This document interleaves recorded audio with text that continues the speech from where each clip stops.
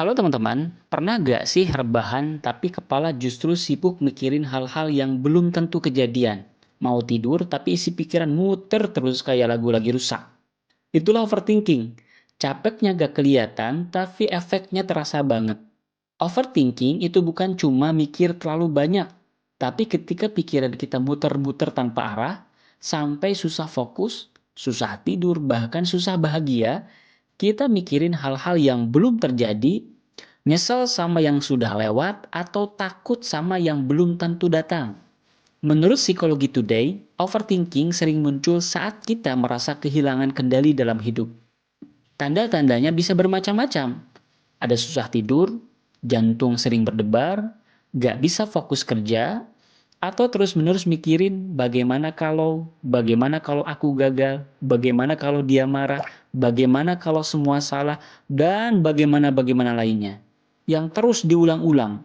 Padahal, mayoritas hal yang kita khawatirkan itu tidak pernah benar-benar terjadi. Penelitian dari Cornell University menunjukkan bahwa 85% kekhawatiran kita itu ternyata tidak pernah terjadi. Kalaupun bisa terjadi, itu ada data-data yang terlihat dan bisa dibuktikan, sehingga menjurus kepada kejadian yang sesungguhnya. Overthinking bisa muncul karena banyak hal. Karena takut gagal, perfeksionis, pernah disakiti, atau terlalu keras pada diri sendiri. Kadang juga karena ekspektasi orang lain. Kadang karena kita sendiri gak bisa bilang, udah cukup. Sehingga kita terus bekerja keras. Dan yang sering bikin tambah parah, kita merasa harus selalu benar, harus selalu siap, dan harus selalu kuat. Tenang teman-teman, overthinking bukan kutukan. Kita bisa belajar untuk mengenal dan mengelola. Caranya mulai dari hal-hal sederhana saja. Bisa kita mulai dari menulis isi pikiran kita di jurnal. Jadi apa yang dipikirkan hari ini, hari itu kita tulis di jurnal.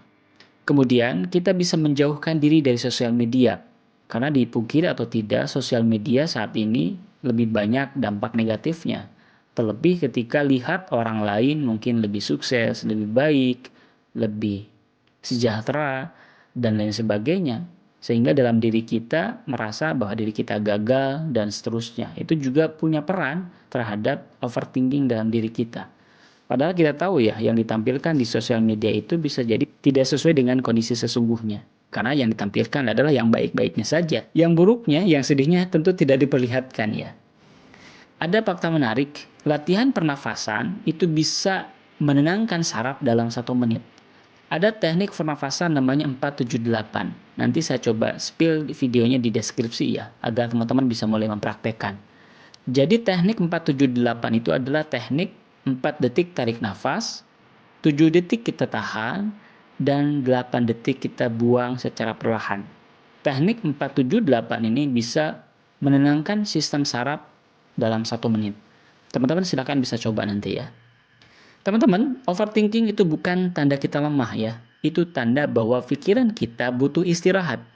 Jadi kasih waktu buat diri kita, pelan-pelan kita bisa belajar untuk tidak tenggelam dalam pikiran sendiri. Karena sekali lagi, setiap apapun yang kita pikirkan itu hanya permainan pikiran yang tidak sepenuhnya benar. Kalau video ini relate, jangan lupa like dan share ya. Bisa jadi video ini juga dibutuhkan oleh saudara kita atau teman-teman kita yang lain. Semoga bermanfaat.